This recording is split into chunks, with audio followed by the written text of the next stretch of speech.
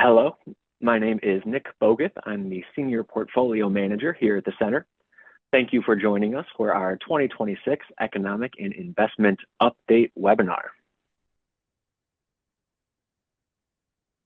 If you're not familiar with the Center, we are a privately held wealth management firm based out of Southfield, Michigan.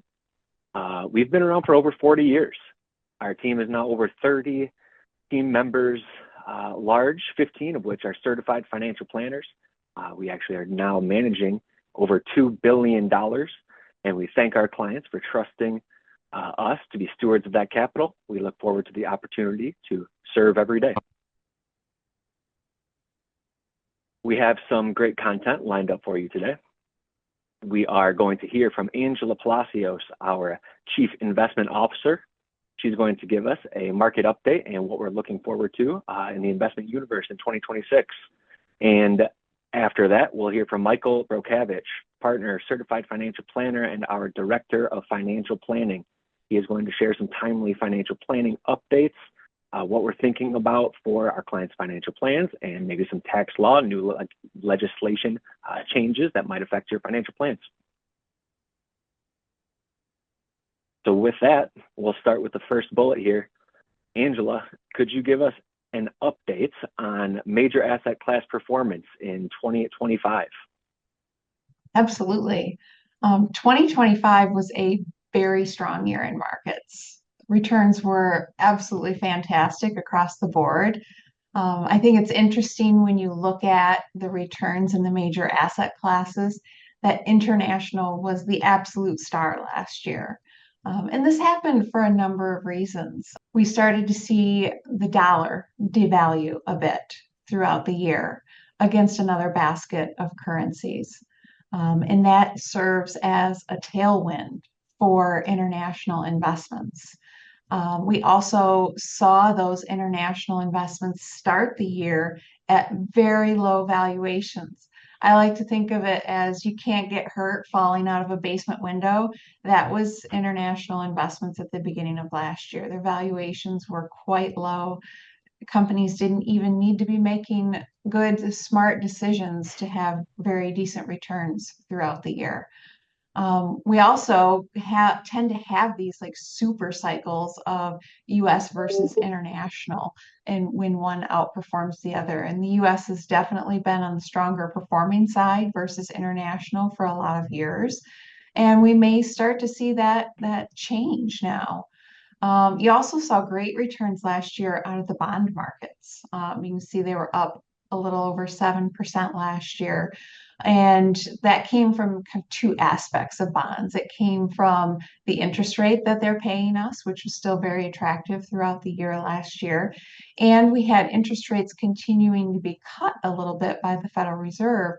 So we had a little bit of a tailwind of capital appreciation, because you remember, if bonds rates, if the interest rates are coming down, you start to see the valuations of the existing bonds that are outstanding go up. So that's what created a little bit of price appreciation on top of the interest that it was paying last year. A side note, municipal bonds also had some very compelling valuations last year.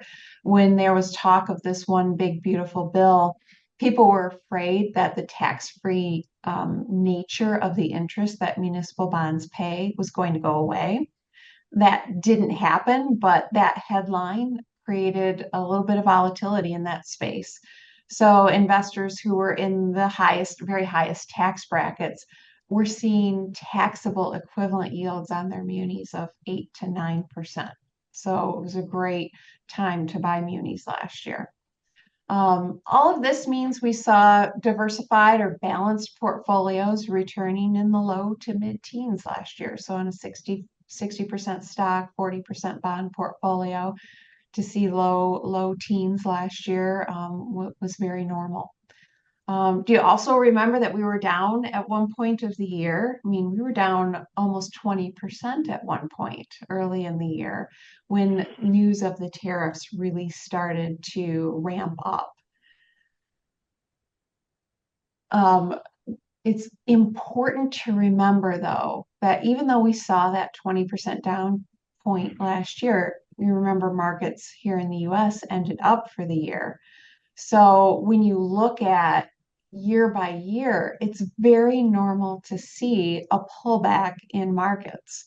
It can be as much as 20% on average. It's about 13%. I mean, we've seen much worse years. We've seen better years where it's been as little as a few percent. It's very common to see for a 5% pullback to see that 3 or 4 times throughout the year. I don't know about you, Angie, but that 20% drawdown feels like an eternity ago, and it wasn't even 10 months ago. Yeah, you're But right. overall, pretty strong year for major asset classes then.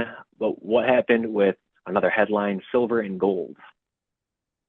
Well, that's a really good question. We've had a lot of buzz around silver and gold. Gold was up about 65% last year, which is a pretty crazy return when you think people think of it as a safe asset class, even though it not isn't necessarily. Silver was up also about 145%, which is the largest return ever recorded for silver in one year.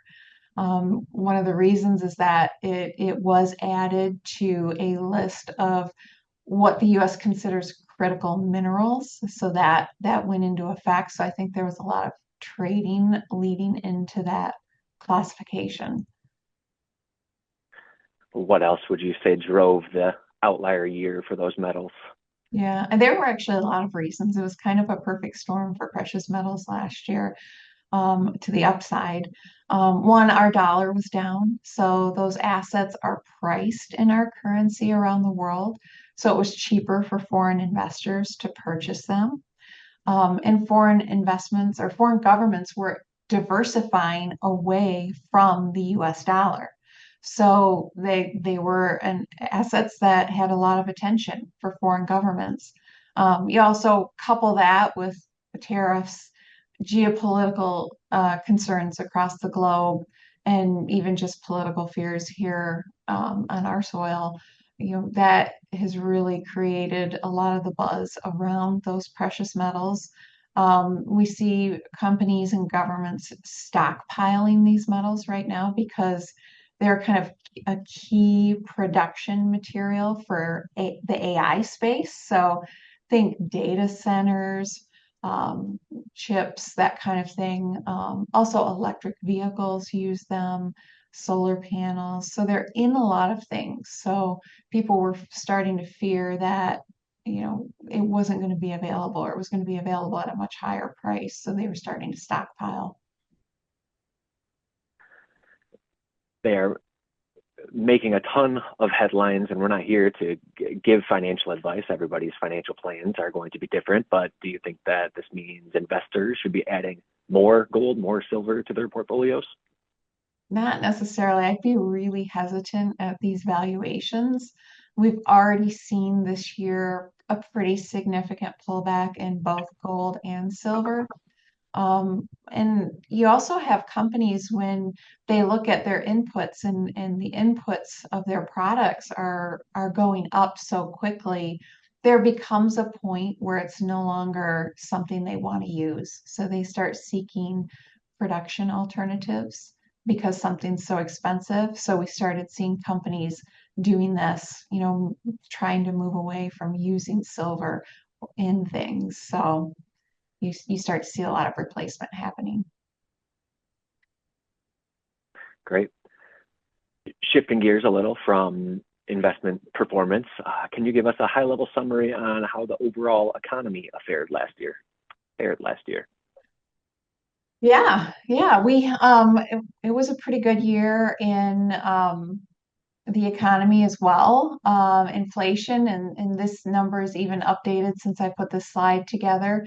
So inflation kind of at the end of the year was standing around 2.7%. Now it's down to about 2.4. So we're starting to see, inflation continuing the drawdown that it's had. Remember, just a few years ago, we were talking about 9% inflation, and now we're back down almost to 2%, which is important because that's the Federal Reserve's target is 2% for the economy. So inflation has been continuing to come down. We also have seen unemployment uptick ever so slightly, but not significantly.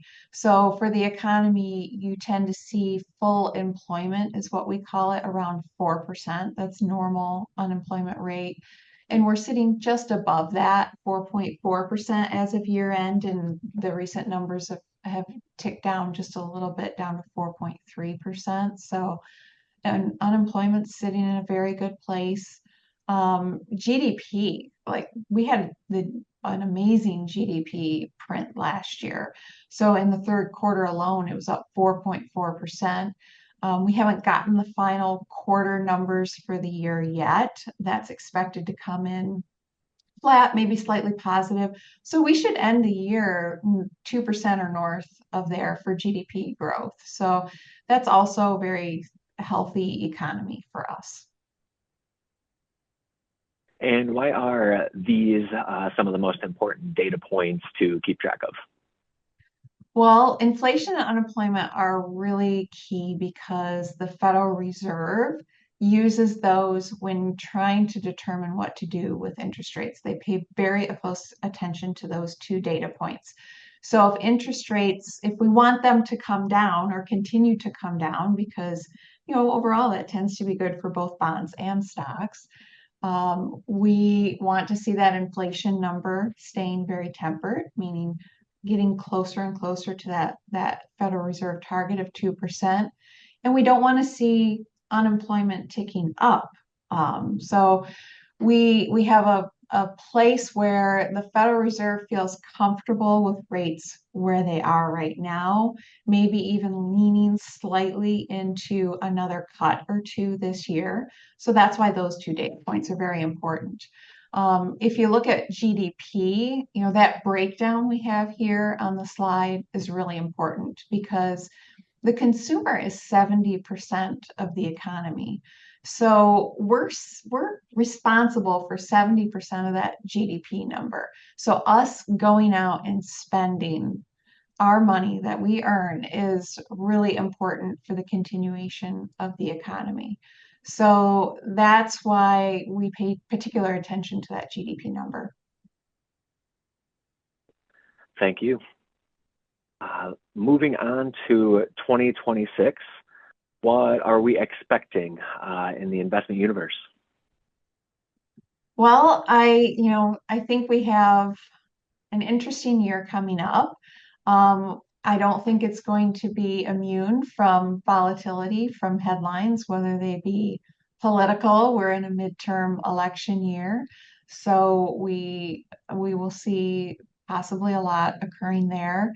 And midterm elections are usually accompanied by positive markets, but just not as strongly positive as maybe other years of the political cycle. I think we're going to see diversification come back in vogue again. That kind of comes in and out of style. But I think we're seeing that this year, that benefit of a diversified portfolio. And this is a great chart because if you look at the black line that goes across the middle, that's the S&P 500 return. And these little colored bars are other asset class returns. So it kind of force ranks them. Who's doing better, who's doing worse than the S&P 500.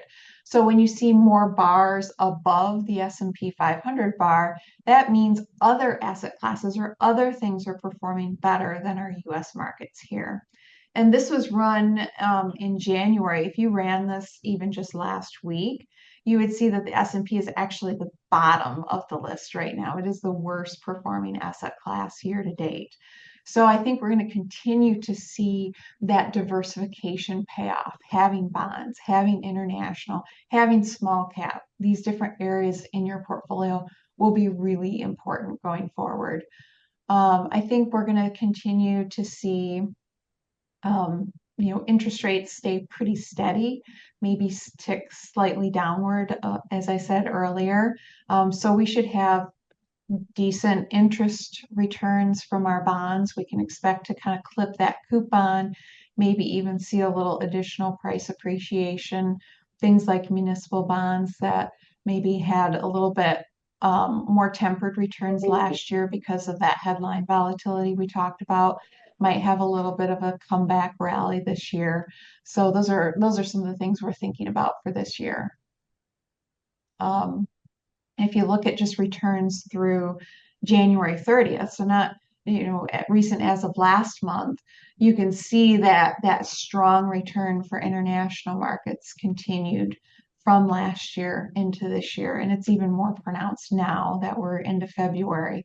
US large cap is kind of middling. It's pretty flat for the year. It was up a little bit more in January, is down a little bit since then. And we've seen bonds kind of add to their returns so far this month. So I think again, like just reiterates the importance of diversification. I also think small company stocks should continue to perform a little bit more favorably as we have those interest rates kind of steadily coming down. That tends to be a tailwind for that space. I would stress that completely. Diversification is a core belief here at the center, and especially we see a lot of outside portfolios where clients, other investors might even have 0% invested in international and small caps.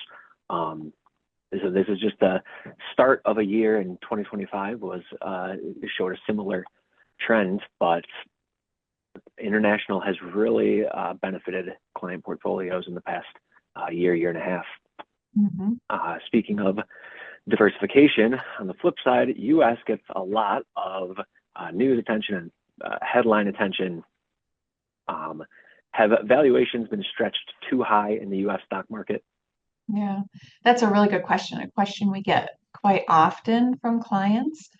There's no doubt that valuations have been considered higher now for at least a year, maybe more. But I think it's important to remember that everyone always kind of associates overvaluation with the dot-com bubble, back when that burst in March of 2000 was particularly painful for a lot of investors that weren't diversified. But I think it's important to remember this is not dot-com bubble 2.0. This is the growth we've seen out of these companies that are very AI focused, because that's where we're seeing a lot of the growth right now in the economy, is that their valuations are higher, yes, but it's not because there's an absence of earnings. Before, in the dot-com bubble, people would be bidding prices up on these companies that had absolutely no earnings to support the valuation. Whereas today, these companies like NVIDIA, for example, has been a major company in the headlines. They actually have earnings that support the type of growth that we've seen in those companies. Could there be some volatility in the near term where maybe you see a little bit of price vulnerability from companies like that? Yes, but it's not a bubble type situation, I think. This is the fourth year of kind of a bull market here in the US. So if you look at historically what bull markets have done in the fourth year, historically they still deliver strong results most of the time. If you couple that with the fact that this is a midterm election year, and those also tend to be positive, even though a little bit more muted than maybe some other years, we are still thinking it could be a positive year. Small caps, we're still seeing those rally very strongly, which is a good sign for the economy. They're usually the first thing to start entering correction territory or pulling back as we start to see cracks in the economy or a potential recession on the horizon. So we're not seeing that. We've got other things happening, like if you look at the chart here, there are some drivers of growth to our economy that should lead to, positive markets or positive influences for the market. The one big beautiful bill, we've got some pretty nice stimulus coming our way from that. There's some tax cuts that are embedded, both kind of on, I guess, the lower income levels as well as the higher income levels. So on average, you're going to see about another $1,000 in a tax return, essentially, to the average household here in the US. So that should be stimulative. We're seeing the high-end consumer because so much of the money that is spent by consumers comes from that top 10% of wage earners. You're seeing such strength in that area of the consumer because not only are we working and earning money, but our portfolios and our net worths are higher than ever. So there's a lot of spending being driven by that area of consumers. Um, there can be, some more interest rate cuts possible, so that could serve to drive valuations a little bit higher, and kind of continue that. We're also going to see some increased business spending. So if you remember, many of the tariff deals were came with this caveat that you need to start investing here in the US. We need to start bringing some manufacturing back on shore, investing here in different areas of the country. So there's been about $9.6 trillion of investment committed over the next decade by both on and kind of offshore sources. So we're going to see that start happening. So that increased business spending should be good for the economy as well. All really good information. I like hearing about the big, beautiful bill too, and its investment implications. We'll be hearing about that more from the financial planning implications from Michael after this.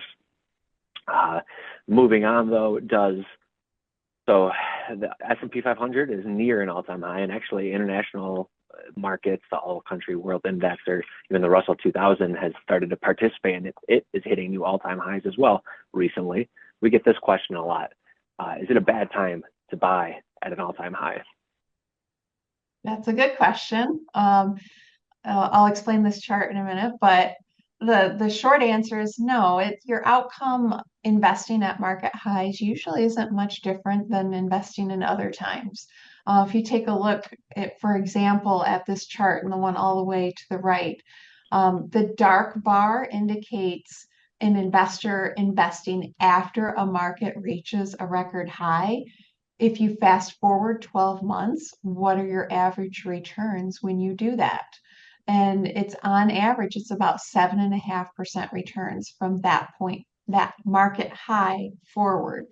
Whereas if you invest on days following times when we haven't gotten or hit a market high, you're up about 6.9% forward looking. So it actually looks more attractive to invest after markets have hit all-time highs. And it's just because usually that's happening when there's a lot of momentum, a lot of positive momentum. Another tailwind that you mentioned was interest rate cuts. You may have seen a lot of the headlines of the new Fed chair nomination, Kevin Warsh.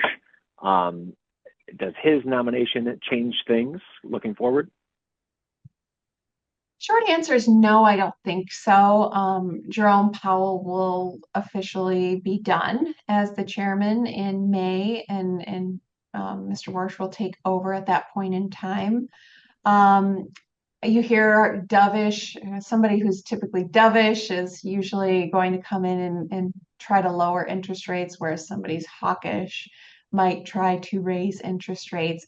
I think historically he's been viewed a little more hawkish, but it's more from the perspective of he really wants to shrink the Fed's balance sheet. So that does tend to push interest rates up, but I think at the same time, looking at the data that the Fed pays attention to when you think of inflation and unemployment, I think he will continue what Jerome Powell has set into place in cutting interest rates. So I don't see policy changing drastically with him taking over. Great. That was all really good information on the economy, the markets, and what you're seeing going forward. Where does that leave our portfolios and what we're actually thinking and how we're allocating client investments? Yes, that's always important. What are we doing with all of this information? We've talked a lot about bonds in the past. For many years, you heard me say we were shorter duration because we were afraid interest rates were going up, and that did happen. So that trade is off. Our bond portfolios are very neutral. We like to think of more intermediate to slightly longer duration. We're still seeing very attractive rates in cash, even though interest rates have come down a little bit. We've seen those money market and cash rates come down a bit, but still attractive in the grand scheme of things. I think it will be very important to maintain that international exposure and really looking under the hood. Sometimes people don't realize they may be missing some things in their international. They might wonder why one international ETF is performing better than the other, and it's a matter of exposure. So I think making sure that your international exposure is very well rounded and hitting all the different economies that you want to target there will be important. Emerging markets, developed markets, all in there. We have made a little bit of dry powder available in case there's some volatility here coming up that will probably be redeployed at some point very soon, I would think. The diversification is always going to be the number one most important thing. Like just kind of staying the course with diversification, keeping portfolios in the asset allocation that we want them to be, that you've decided with your planner is the appropriate target for your financial plan. Always keeping that on target will be important. And lastly, just doing a lot of those things kind of under the hood that we do all the time, rebalancing, tax loss harvesting, all those little details that keep a portfolio chugging along, doing what it should be doing. Absolutely. And I want to take this opportunity to hear from somebody who is doing that work behind the scenes. Mallory Hunt, a portfolio administrator and integral part of our investment team.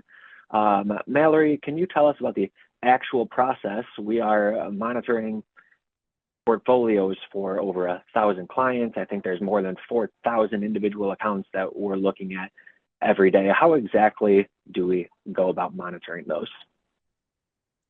Well, 4,000 accounts is just as big of a number as it sounds like, and it may shock you for me to say this, but we are in your accounts constantly. Our investment team, combined with the help of technology, is monitoring every portfolio every day to see which accounts need our immediate attention. And this attention could be something as simple as having too much or too little cash when compared to the defined cash targets. It could be seeing if there is any tax loss harvesting we can do in your accounts, or even more complexly, identifying which accounts have drifted too far out of the allowable tolerance we like to see when looking at your individual asset allocation target. So when we see something like the scenarios just mentioned, the investment team generates some suggestions or recommendations based on the information we have on our end. And we then take that to your lead financial planner as they're the ones who really know the ins and outs of your portfolio. Then they will give the final okay on any trades and we will implement those trades. And then you'll get those trade summary emails where you've probably seen my name before. That's more of a case by case scenario, though. We also have the ability to change hundreds or even thousands of accounts at a time, which may stem from a firm-wide investment change we want to implement or even taking advantage of a market correction. Again, with the help of technology, we can get all of those trades done in a timely manner with oversight from your planner. All of this to say we truly work as a team. So at any given time, you likely have multiple client service professionals, lead and support advisors, and the entire investment team monitoring your plan to ensure it's still on track.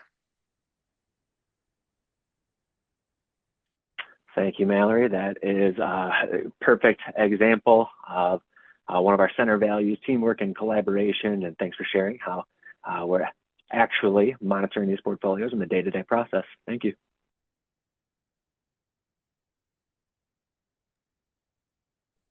Thank you, Angela, as well, for the market recap and economic outlook. All great information. Now we are going to shift gears a bit, and I am going to pass the mic over to Michael Brocavich, Director of Financial Planning, for some financial planning updates. Thanks, Michael. Yeah, thank you, Nick. So as Angie alluded to a little bit earlier in her presentation, there was a big legislation that was passed in 2025 called the One Big Beautiful Bill. And within this bill, there was a significant amount of tax changes that a lot of you have probably heard already a little bit on, but we just wanted to spend some time here and just go over those changes. There were a lot of moving parts with this bill, so we'd like to make sure that everybody understands what we feel are kind of the most important changes for you. And also talk a little bit about some financial planning strategies that we're talking with clients about right now in regards to these tax law changes to help them really take advantage of it. Okay. So the first change that's going to affect everybody out there was the continuation of these lower tax brackets that were reduced back in 2017 on the 2017 Tax Cut and Jobs Act. So back then we saw our tax brackets drop a little bit. You could see on the chart here where, for example, the 15% bracket went down to 12%. And then the 25 and the 28% brackets were merged into one, and that went down to 22. So these lower brackets have really saved people a significant amount of money in taxes. And now these brackets have been made permanent. So you might not realize that, but they were subject to sunset next year in 2026. These brackets are now going to be permanent going forward, so we can enjoy these tax brackets in perpetuity from now on. Also, what was made permanent are our higher standard deductions. So again, with the 2017 Tax Cut and Jobs Act, we saw standard deductions virtually double with that tax law. And those higher deductions were also scheduled to sunset here in 2026. So now these higher deductions have also been made permanent. So and with a little bit of a raise. So single filers in 2025, you got a $15,000 deduction. Under the new bill, that would be $15,750. So really a nice increase in keeping these increases in standard deductions for everybody. Now, for those of you out there that are 65 and older, in this bill, there is an additional deduction that you can take. So this is called the senior bonus deduction. So if you are 65 years or older, you could be eligible to take an additional $6,000 deduction. So that would be added on top of your standard deduction. For those married filing joint, that is $6,000 per person. So add this together, that's a $12,000 standard deduction that would get added on top of where you're already at. Now, it won't apply for everybody. This does have an income phase-out rule. So for single filers, if your adjusted gross income is $75,000 or more, you would start to phase out of this additional senior bonus. And then for married filing joint, if your income's at $150,000 or more, then you would start to phase out of this additional deduction. So you're going to want to pay attention to tax rules. But if you are eligible to get these deductions, your total deductions are going to be pretty significant. So as we'll see here on the next slide, a single senior, if you are eligible to get this standard deduction, so this senior bonus, you would start with your standard of $15,750. There was already a senior bonus that has been established within tax rules for a while. So you'll get that $2,000. And then you would get an additional $6,000. So a single filer could get up to $23,750 for their standard deduction.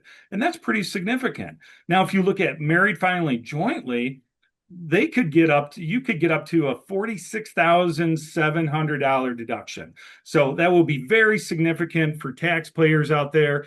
And this starts for tax year 2025. So as you're getting ready to file your taxes from 2025, there's nothing you need to do in order to qualify for this. It's going to be up to your tax professional to make sure that you're staying underneath these income thresholds so that you get these higher deductions. Now, another provision with the One Big Beautiful Bill was an increase to what we call SALT deduction. So what is SALT? SALT is the when you pay state and local taxes. So a lot of people might not realize that all those taxes that you pay to the state and you pay in property taxes, some of you may live in municipalities where you have to pay like a city tax. Well, all of those get added up and you can actually deduct them on your tax return. Previously, this amount was limited to only $10,000. So even if you paid more than that in taxes for state or for property taxes, $10,000 was the max you were able to deduct before. That has been increased now to $40,000. Now, in order to get this additional SALT deduction, you're going to have to be able to itemize your deductions. And some of you, even though that your SALT might be a little bit more than 10, you still might not have other deductions that are available out there to get you over the standard of 46,000.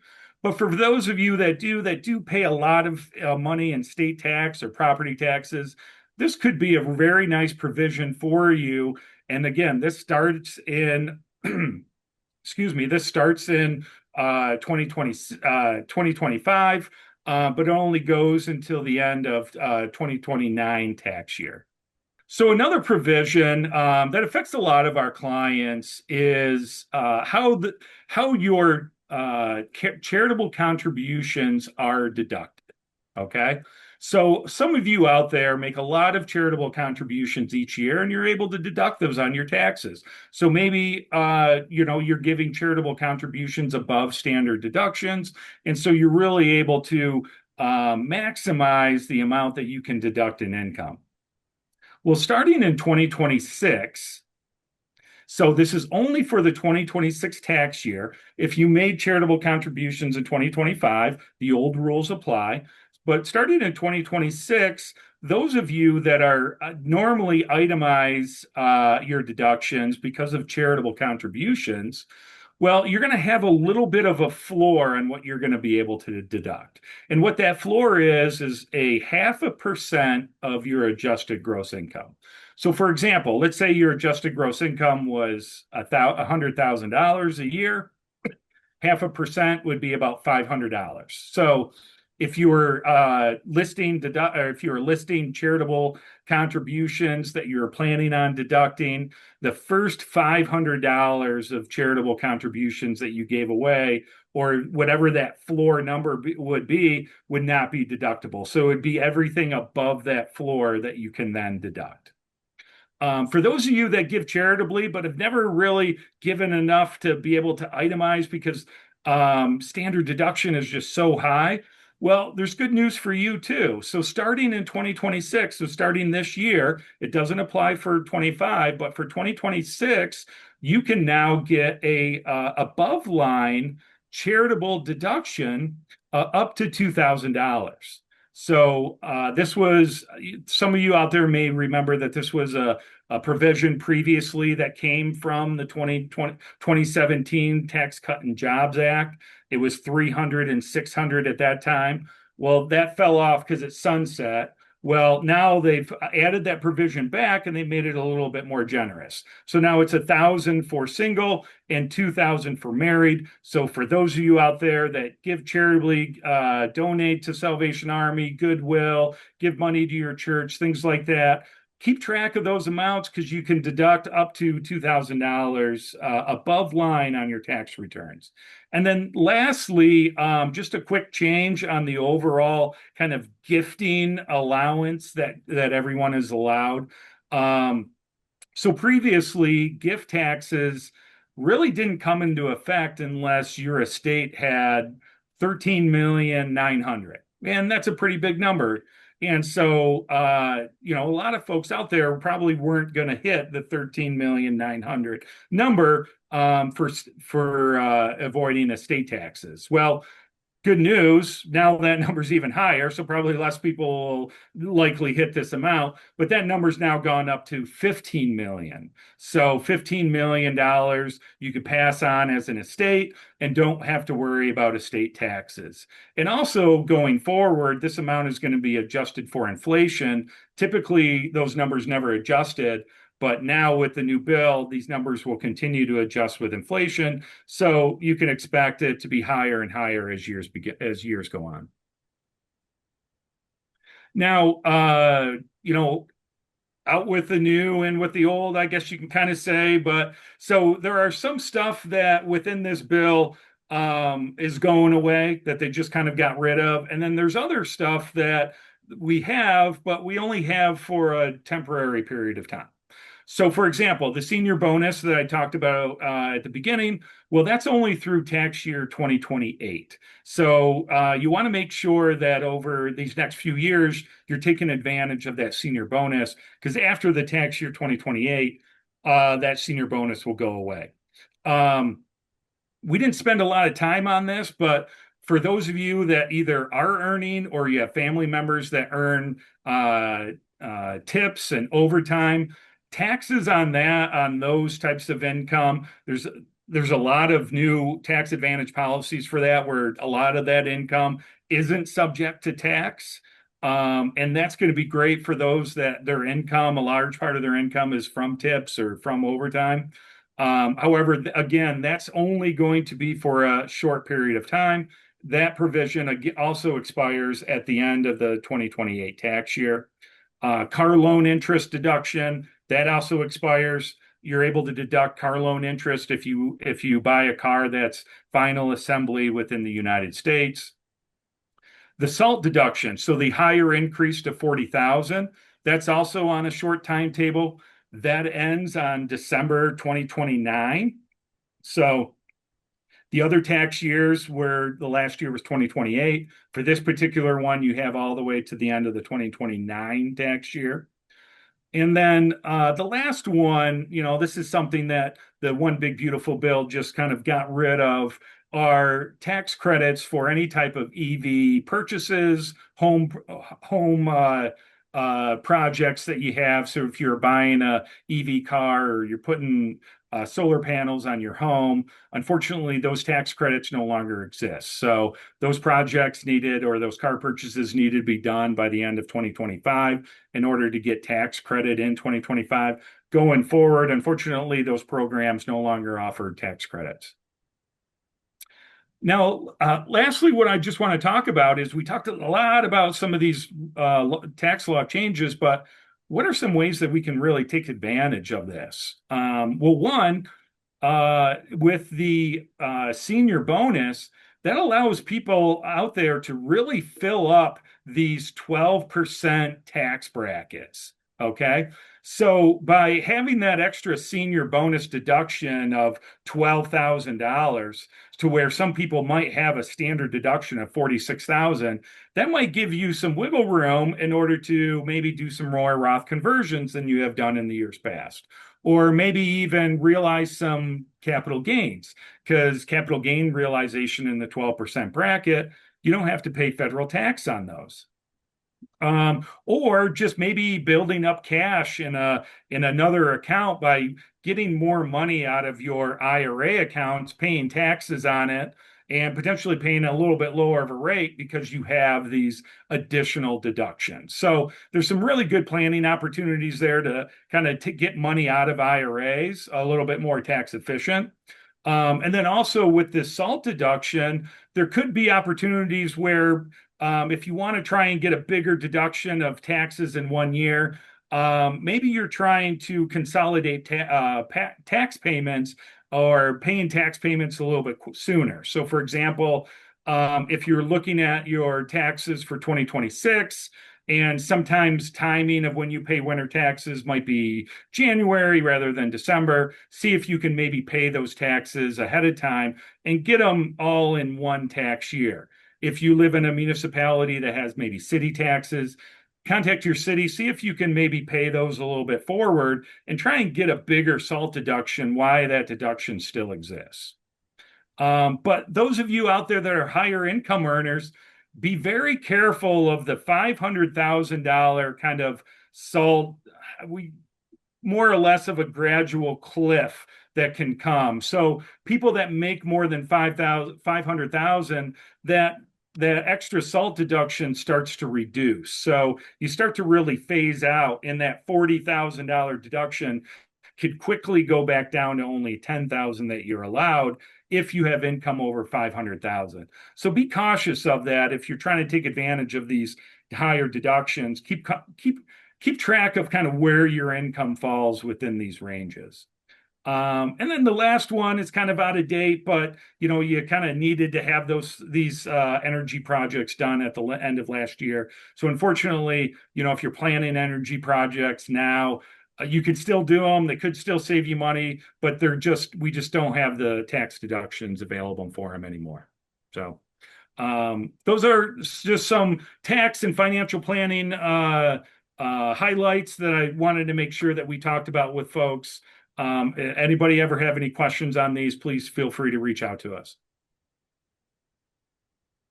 Thanks a lot, Michael. All really good stuff.